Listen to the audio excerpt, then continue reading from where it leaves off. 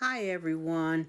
It's a pleasure for me to be sharing a cake recipe that I have been making for probably 30 years. It's old fashioned, and yes, this is one that you would find that your church lady would make. Yes, this is the church lady recipe, and it has all of those wonderful ingredients that we all love so much: pure vanilla, pure extracts, real butter, sour cream, sugar, and eggs. You beat up all of your wet ingredients in one bowl, and in a separate large bowl, you're going to beat up and mix up all of your dry ingredients. And you're going to sort them and kind of sift them and mix them up really good.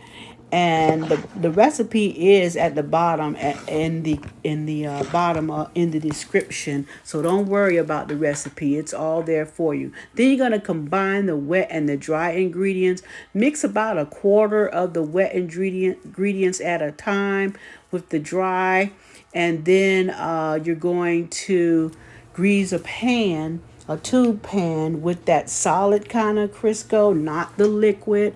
And then you're gonna powder it and make sure you grease it all the way up to the top, and grease the tube that goes in the middle, and also just grease the whole thing, the bottom, top. Make sure it's greased really good.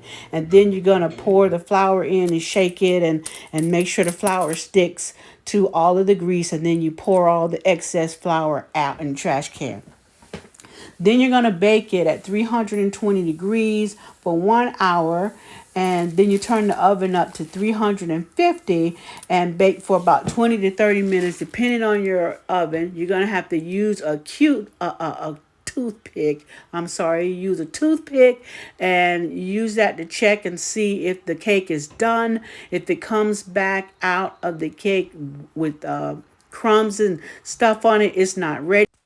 Be sure to hit the like and subscribe buttons below. I'm going to be sharing a lot more recipes, and leave a comment. Let me know how your cake turned out. Thanks.